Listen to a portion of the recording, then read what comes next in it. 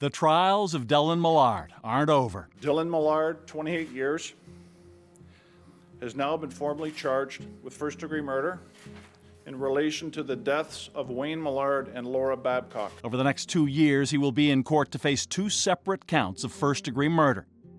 One for his girlfriend Laura Babcock, the other for his father Wayne Millard. But Ann Brocklehurst, the author of Dark Ambition, wonders if Tim Bosma would be alive today if police had not made serious mistakes in handling those 2 other deaths. There are legitimate questions to be asked about the investigations carried out by the Toronto police in the Wayne Millard and Laura Babcock cases. Laura Babcock was 23. She disappeared in the very end of June 2012, beginning of July 2012. Her ex-boyfriend heard Dellen Millard was arrested.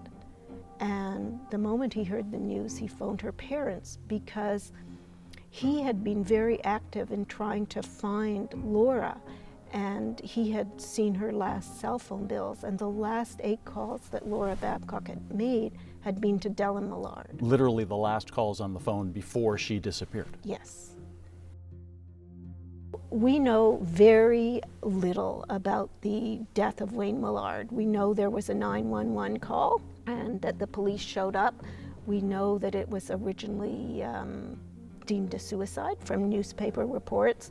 And from another newspaper report, we learned that Wayne Millard was shot in the eye.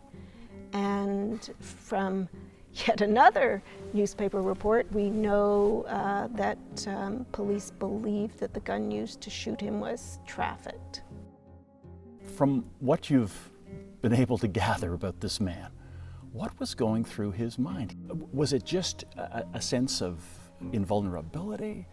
He'd been getting away with crime for a while, to the point where I think there was a sense of invincibility. And then knowing what we know, that he's charged with the murder of Laura Babcock and the murder of his father, which both took place in the year before the Tim Bosma murder, he was not being investigated for those murders before Tim Bosma disappeared. So